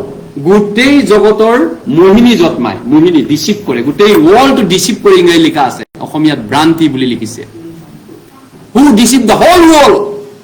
গোটেই আদমৰ বংশক ঠগালে, মোহিনী কৰিলে, খাবলৈ ভাল, চাবলৈ ভাল, জ্ঞান দিয়াৰ কথা মনোমোহা দেখি স্বৰ্গ ৰাইজৰ পৰা না ৱাৰেণ্টি পাইছে না গেৰাণ্টি পাইছে স্বৰ্গ যোৱাটো। তেওঁলোকৰ স্বৰ্গৰ পৰা বঞ্চিত হৈছে, জগতৰ উদ্ধাৰ নোপোৱা অকল। গতিকে 2 কৰিন্থিয়াৰ 4 অধ্যায়ত কৈছে 6 পদত, বিশ্বাস নকৰা সকলৰ জ্ঞান চকু এই যুগৰ দেৱতাই বন্ধ কৰিলে। এই যুগৰ গাড অফ দিছ এজ ইংৰাজী লিখা আছে। এই যুগৰ ঈশ্বৰ বৰ্তমানৰ ঈশ্বৰ পৃথিৱীৰ ঈশ্বৰ কোন হয়? শয়তান, মোহিনী শক্তি থকা শয়তান। তেওঁ মোহিনী শক্তিৰে মানুহক স্বৰ্গ ৰাজ্যৰ পৰা বঞ্চিত কৰিছে, পৰিত্ৰাণৰ পৰা বঞ্চিত কৰিছে। মানুহক সুবাতৰি শুনাৰ পৰা বিশ্বাস কৰিবলৈ, শুনিও তেওঁলোকক বিশ্বাস নকৰিবলৈ, পৰিত্ৰাণ নাপাবলৈ তেওঁলোকক শয়তানে মোহিনী শক্তিৰে বঞ্চিত কৰিছে। বিভিন্ন শক্তিৰে এই জগতৰ ধন, মায়া, মোহ, ক্ষমতা, ডাঙৰ পদবী, ডাঙৰ সন্মান, হয়নে? স্বৰ্গতকৈ তেওঁলোকৰ কাৰণে ডাঙৰ নহয়নে? কাৰোবাৰ কাৰণে স্বৰ্গতকৈ টকা ডাঙৰ, কাৰোবাৰ কাৰণে নিচা বস্তু ডাঙৰ, স্বৰ্গৰ আনন্দতকৈ নিচাটো ডাঙৰ, মদ পুৰা পাই সেইবিলাকৰ কাৰণে স্বৰ্গতকৈ সেইটো ডাঙৰ। কাৰোবাৰ কাৰণে কিবা এটা ডাঙৰ, কাৰোবাৰ কাৰণে কিবা এটা ডাঙৰ। নিশ্চয় কিবা এটা আছে তেওঁলোকৰ। কিয় তেওঁলোকে বিশ্বাস কৰাব খোজা নাই? কিয় তেওঁলোকে স্বৰ্গ যাব নোখোজে? নিশ্চয় কিবা এটা আছে মতলব। ইয়েছ, আৰু তেওঁলোকক সেইটো কৰি থকাটো শয়তান।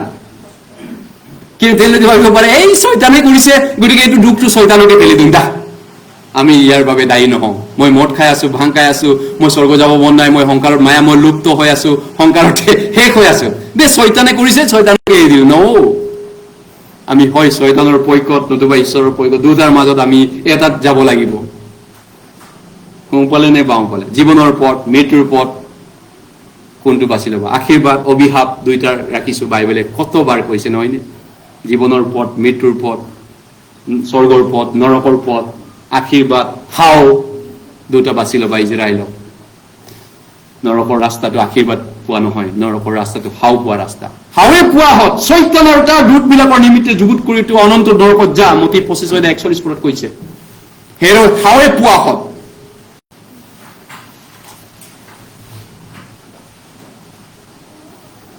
গতিকে আমি যিসকলে এতিয়া স্বৰ্গলৈ যোৱা পৰিত্ৰাণ পাইছো, আমি বাচি গলো নহয়নে? কিবা এটা হাওৰ পৰা, নৰকৰ পৰা, হাওৰ পৰা বাচি গৈছো। কিন্তু আপুনি গেৰাণ্টি নিদিব যে আপুনি মই বিশ্বাসত পৰি নাযাম, উজুতি নাখাম বুলি নকব। যোনে থিৰে আছো বুলি ভাবিছে সি যেন নপৰে তালৈ সাৱধান হওক, বাইবেলে কৈছে। কোনোবা পৰিছে আমাৰ মাজত নহয়নে? কোনোবা পৰিছে। যোৱা বছৰলৈকে কোনোবা স্বৰ্গদূতৰ দৰে কথা কোৱা মানুহ আছিলে, এক্টিং কৰা মানুহ আছিল। কিবা এটা ঠেকত আব্ৰামৰ দৰে ঈশ্বৰে পৰীক্ষা কৰিছে বা কিবা এটা টেষ্ট কৰিছে, ইউবৰ দৰে তেওঁ, কিন্তু তেওঁ পৰি গৈছে। আমি তেওঁক ভাল পাওঁ, তেওঁক মৰম কৰোঁ, তেওঁৰ কাৰণে প্ৰাৰ্থনাত আছো, তেওঁক ঈশ্বৰে তুলিব পাৰে, নম্ৰ হলে তুলিব সময়ত। কিন্তু মই বিচাৰ কৰা নাই, কথাটোৱে কৈছো। কোনোবা পৰিব, উঠিব, আকৌ অহা বছৰ বেলেগ এজন পৰিব পাৰে, সেইটোৱে কৈছো। সেইজন ময়ো হ'ব পাৰে, সাৱধান হোৱা উচিত। অহা বছৰ পৰিব লগাটো ময়ো হ'ব পাৰে শয়তানৰ বিশ্বাসৰ পৰা, আপুনিও হ'ব পাৰে, হয়নে? ঈশ্বৰে যীশুৱে কৈছিলে তোমালোকৰ মাজৰ এজনে মোক বিশ্বাসঘাতক কৰিব, এজনে গাদ্দাৰ কৰিব, এজন। তেতিয়া যুৱনে কৈছে প্ৰভু মই নেকি? পিতৰে কৈছে সেইজন মই নেকি? চবেই কৈছে সেইজন মই নেকি? হয়, তেনেকুৱা আমি সুধি চোৱা উচিত। 2 বছৰৰ পিছত কোনে বিশ্বাসত ফেইলাৰ হ'ব? 2 বছৰৰ পিছত কোনে ঈশ্বৰক এৰিব? সেইজন মই নেকি? হ'ব পাৰে। 2 Korinথীয়া 12 অধ্যায়, 2 Korinথীয়া 12 অধ্যায়, 2 Korinথীয়া 12 অধ্যায়, 2 Korinথীয়া 12 অধ্যায়। গতিকে যেতিয়া পৰীক্ষিত হয়, জাকুবে কৈছে ঈশ্বৰৰ দ্বাৰা পৰীক্ষিত হৈছে বুলি কোনেও নকবা কৈছে, কাৰণ মন্দ বিষয়ত ঈশ্বৰে কাকো পৰীক্ষা নকৰে। ঈশ্বৰে পৰীক্ষা নকৰে কাকো, টেম্পটেশ্যন নকৰে, প্ৰলোভন নকৰে, ঈশ্বৰে আকৰ্ষিত নকৰে। কিমান কলো? 2 Korinথীয়া 12 অধ্যায়, 13 অধ্যায় আচলতে, 2 Korinথীয়া 13 অধ্যায়। ইয়েছ, 2 Korinথীয়া নহয় নেকি, 1 Korinথীয়া হ'ব, 10 অধ্যায়। সরি 1 Korinথীয়া 10 অধ্যায় হ'ব।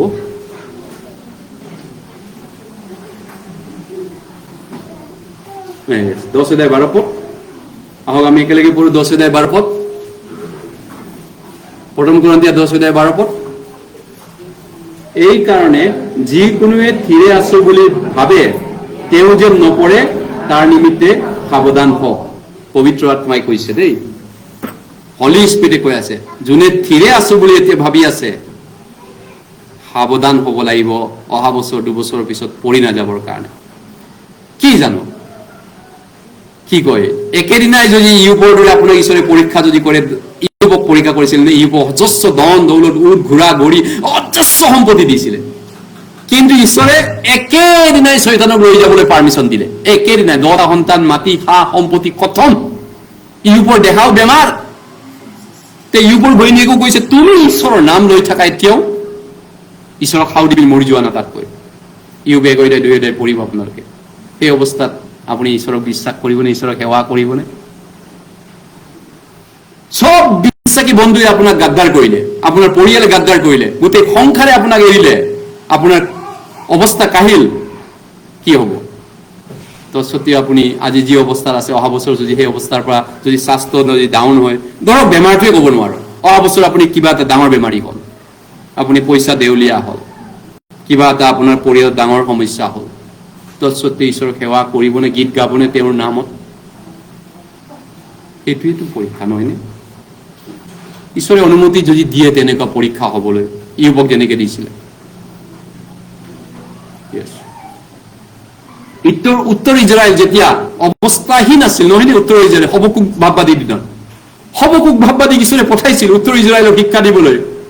তেওঁলোকৰ খাবলৈ নাই, ডিমৰু গছ পোলা নাই, দাইখালতা গুটি লগা নাই, জীপ গছে গুটি ধৰা নাই, গোহালিত গৰুৰ জাকক উচন্ন কৰা হৈছে, ভেড়াৰ জাক নাই, একো নাই, একো নাই, একো নাই জীৱনত।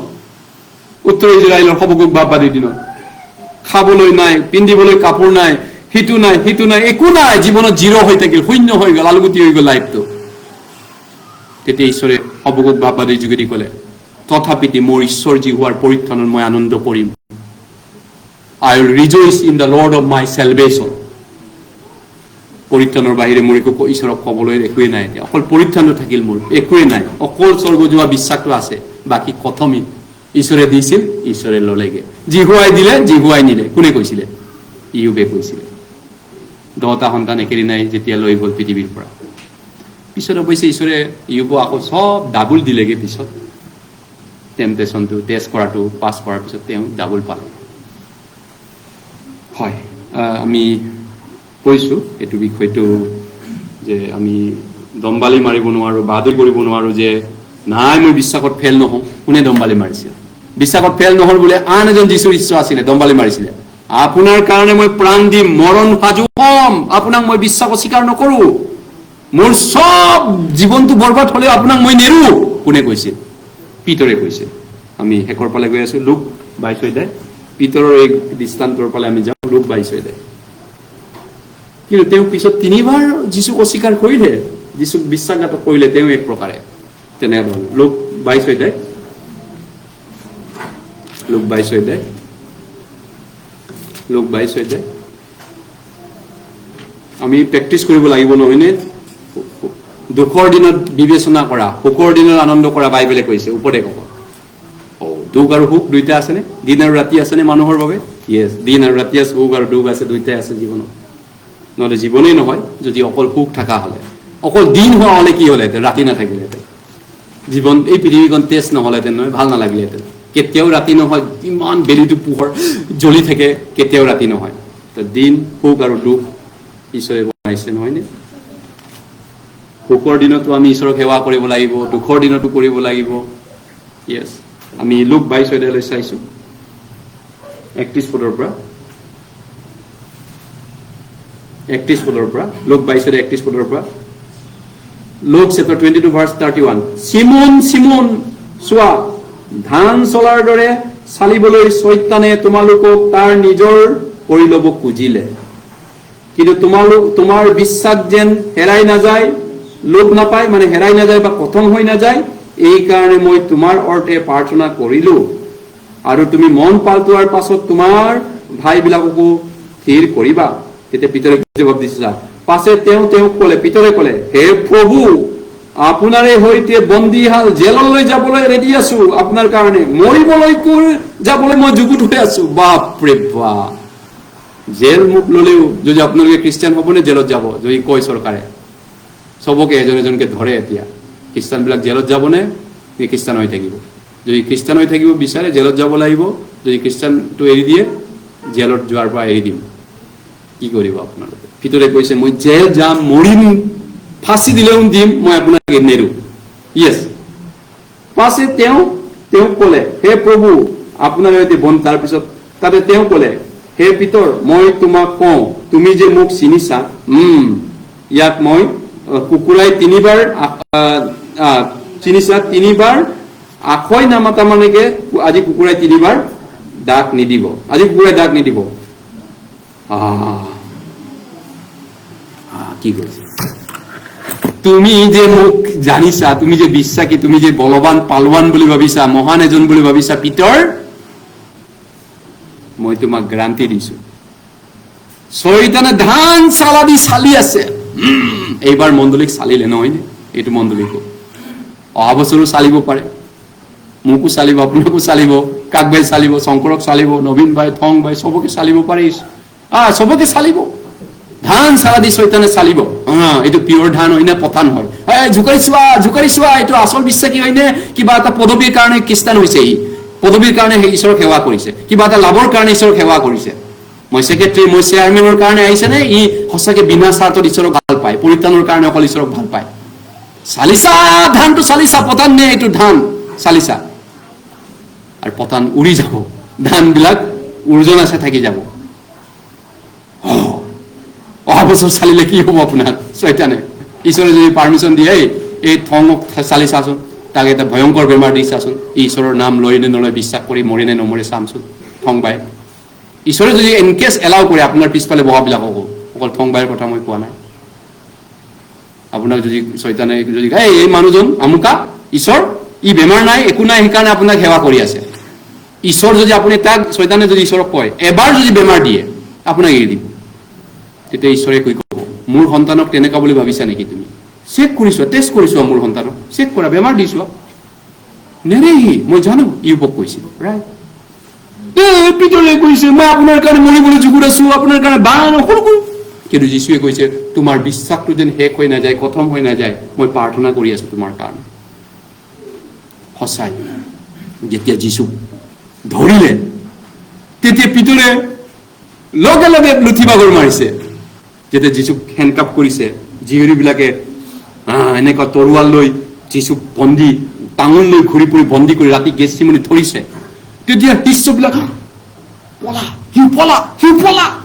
জীয়ৰীৰ ভয়ত জীয়ৰীয়ে টাঙন লৈ আহিছে যোনে যোনে যীশুৰ পক্ষত আছে চবকে টাঙনত মাৰ আৰু বন্দী কৰি কালিলৈ ক্ৰুচত আৰি দিয়ে চবকে এটা এটাকে তেতিয়া পিতৰে ভয় খাইছে মই মৰিব লাগিব মোৰো পাল্লা হ'ব পলা পিতৰে পলাই পত্তন দিলে পিতৰে যেতিয়া পলাইছে সৰু ছোৱালী এটা দেখিছে ইও আছিলে এই যীশুৰ লগৰীয়া ইও হয় তেতিয়া পিতৰে কি কৈছে এই মানুহটোক চিনি নাপাওঁ যীশুক মই চিনিয়ে নাপাওঁ 3 বাৰ যীশুৱে আৰু কাৰোবাৰ চোতালত বহিছিলে ইও এজন বোলে সি কাপোৰ ঢাকিছিলে গামোচা তেতিয়া চিনি পাইছে ইও যীশুৰ মানুহ আছিলে তেতিয়া সিও তেতিয়াও কৈছে মই চিনি নাপাওঁ যীশু মই নাজানো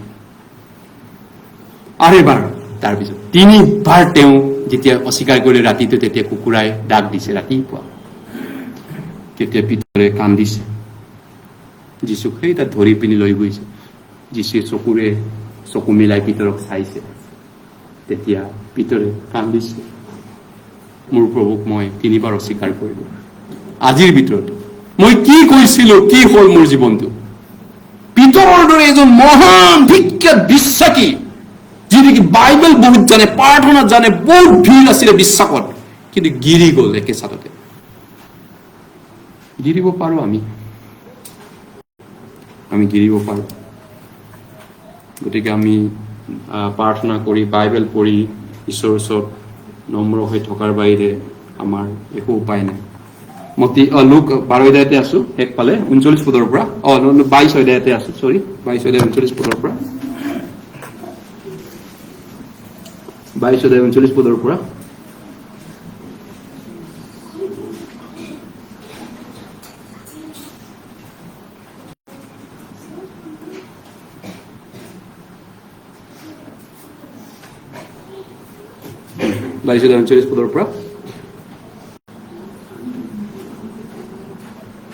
পাছে তেওঁ বাহিৰলৈ ওলাই তেওঁৰ নিয়মৰ দৰে জৈতুন পৰ্বতলৈ গ'ল আৰু শিষ্যবিলাক তেওঁৰ পাছে পাছে গ'ল সেই ঠাই পাই তেওঁলোকক ক'লে পৰীক্ষাত যেন নপৰা এই নিমিত্তে প্ৰাৰ্থনা কৰা পাছে তেওঁ শিলৰ এটা দলিমানৰ আঁতৰ হৈ আঁঠুকাঢ়ি প্ৰাৰ্থনা কৰি ক'লে হে পিতৃ যদি তোমাৰ যদি ইচ্ছা হয় তেন্তে এই পান পাত্ৰ মোৰ ওচৰৰ পৰা দূৰ কৰা, তথাপি মোৰ ইচ্ছা নহয় তোমাৰ ইচ্ছা সিদ্ধ হওক। তেতিয়া স্বৰ্গৰ পৰা এজন দূতে তেওঁক দেখা দি শক্তি দান কৰিলে। পাছে তেওঁ অতি যাতনা পায় আৰু বহৰকৈ প্ৰাৰ্থনা কৰিব ধৰিলে আৰু গোটেই গোট বান্ধি মাটিলৈ বৈ যোৱা তেজৰ নিচিনাকৈ তেওঁৰ ঘাম তেজময় হৈ গ'ল। পাছে তেওঁ প্ৰাৰ্থনা কৰি উঠি শিষ্যবিলাকৰ ওচৰলৈ আহি তেওঁলোকক শোকতে টোপনি যোৱা দেখি ক'লে, তোমালোকে কিয় টোপনি গৈছা? যীশুক বন্দী কৰা সময়ত পৰীক্ষাত যেন নপৰা এই নিমিত্তে উঠি প্ৰাৰ্থনা কৰা। গতিকে প্ৰাৰ্থনা কৰাটো বহুত ইম্পৰ্টেণ্ট নহয় নে? যোনে কম প্ৰাৰ্থনা কৰিব তেওঁ পৰীক্ষাত বেছি পৰিব। ইয়েছ, প্ৰিয় ভাই ভনীসকল, যীশুৱে যেতিয়া প্ৰাৰ্থনা কৰিছিল গেটছিমনি বাৰীত, তেওঁ প্ৰাৰ্থনা কৰাৰ সময়ত তেওঁৰ ঘাম তেজ গোট মাৰিলে যেনেকুৱা হয় তেনেকুৱা হৈ গৈছিলে। যথেষ্ট কষ্ট হৈছিল, বহুত কষ্ট কৰি প্ৰাৰ্থনা কৰিছিল। গতিকে আমি যদি কষ্ট নকৰোঁ প্ৰাৰ্থনাৰ ক্ষেত্ৰত, শয়তানক পৰাজয় কৰিব নোৱাৰিম। আৰু যদি মই পৰাজয় তেওঁক নোৱাৰিছোঁ, তেওঁ মোক পৰাজয় কৰি আছে। শয়তানৰ লগত মই হাৰ মানিছোঁ, বাইবেল কম পঢ়িছোঁ, প্ৰাৰ্থনা কম কৰিছোঁ, জগতৰ লগত মিলি গৈছোঁ, ঈশ্বৰৰ ইচ্ছাটোৰ বিচৰা নাই, সৌৱাটোৱে প্ৰচাৰ কৰা নাই, হেৰুৱা আত্মা বচোৱা নাই। সেইটো কাৰ ইচ্ছা? কাৰ ইচ্ছা? কোনে বিচাৰিছে আপোনাক তেনেকুৱা জীৱন কৰাটো? কোনে বিচাৰে সেই কামটো আপোনাক সৌৱাটোৱে প্ৰচাৰ নকৰা, বাইবেল নপঢ়াকে, প্ৰাৰ্থনা কম কৰি আপোনাক নিয়ম মাতি জীৱন যাপন কৰাটো কোনে আপোনাক মোক বিচাৰে? কাৰ ইচ্ছা হয় সেইটো? শয়তানৰ ইচ্ছা। যদি মই শয়তানক পৰাজয় কৰা নাই, সি মোক পৰাজয় কৰিছে। মই যদি তেওঁক তলাব পৰা নাই, তেওঁ মোক তলাইছে। নিশ্চয় সত্য কথা নহয়নে? নিশ্চয় সত্য কথা হয়। গতিকে প্ৰভু শিক্ষা প্ৰাৰ্থনা আমি শিকিলো, তোমাৰ ৰাইজ মহিমা গৌৰৱ হওক। গতিকে মণ্ডলী ঈশ্বৰৰ হয়, মণ্ডলীটো ঈশ্বৰৰ হয়, এইটো আপোনাৰ নহয়, মণ্ডলীটো নহয়নে? ঈশ্বৰৰ মণ্ডলী হয়। গতিকে আপুনি যদি ঈশ্বৰক গৌৰৱ কৰাটো বিচাৰে আপোনাৰ জীৱনত,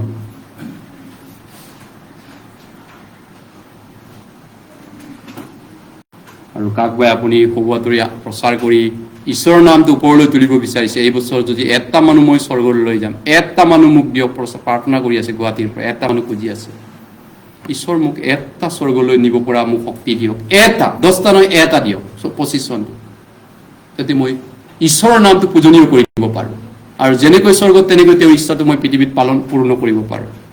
যদি তেনেকুৱা আপুনি বিচাৰিছে আৰু তেনেকুৱা আপুনি পাৰা নাই, যদি পাৰা নাই আৰু বিচাৰিও আপুনি পাৰা নাই, ফেইল হৈছে নহয়নে? বিফল হৈছে, আপুনি ফেইলাৰ হৈছে। কাৰণ সকলো গৌৰৱটো ঈশ্বৰৰ হয়। মই এটা মানুহক প্ৰচাৰ কৰি স্বৰ্গলৈ নিলোঁ, মই যদি গৌৰৱটো লওঁ, ঈশ্বৰৰ সন্মানটো লওঁ, ঈশ্বৰে মোক ব্যৱহাৰ নকৰিব, ঈশ্বৰে মোক ইউজ নকৰিব। ঈশ্বৰৰ সকলো মৰ্যাদা, মহিমা, গৌৰৱ তেওঁৰ হওক বুলি কৈছে, গোটেই গ্লৰি তেওঁৰ হয়।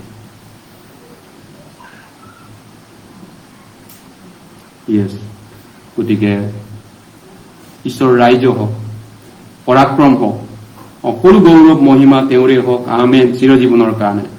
গতিকে প্ৰভু শিক্ষা প্ৰাৰ্থনাৰ বিষয়ে আজি আমি শিকিলো, শেষ কৰিছো প্ৰভু শিক্ষাৰ বিষয়ে। প্ৰাৰ্থনা অৱশ্যে কেতিয়াবা আকৌ ভৱিষ্যতেও আমি শিকিব লাগিব। এইটো প্ৰভু শিক্ষা প্ৰাৰ্থনা ভৱিষ্যতে কোনোবা দিনা সমাপ্ত হ'ব বা সম্পূৰ্ণ হ'ব, শেষ হ'ব, যীশুৱে যিটো আমাক কৈছে। আৰু প্ৰত্যেক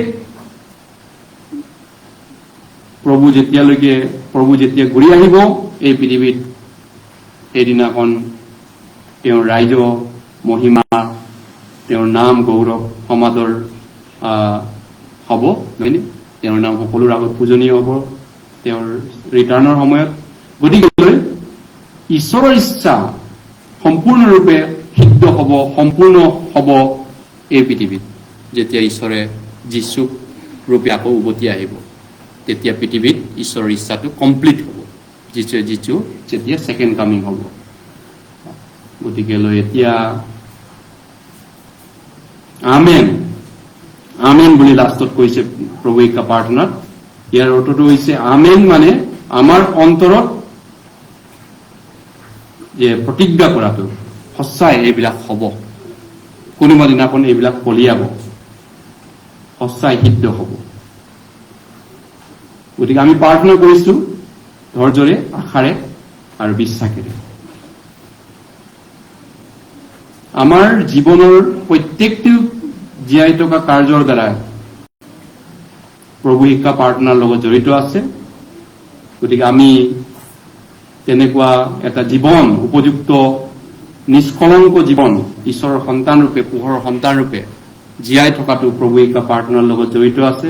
এই গতিকেলৈ আমাৰ প্ৰাৰ্থনা চলি থকা উচিত আমাৰ প্ৰকৃত জীৱনত, নহয়নে? এইটো নহয় যে গীৰ্জাত আজি 1 ঘণ্টা এতিয়া প্ৰাৰ্থনা কৰিলো, এতিয়া আপোনালোকে প্ৰাৰ্থনা কৰিলে, নহয়নে? 1 ঘণ্টাৰ কাৰণে, 1 ঘণ্টা 10-20 মিনিটৰ কাৰণে ইয়াতে সমাপ্ত আজি দিনটো নহয়।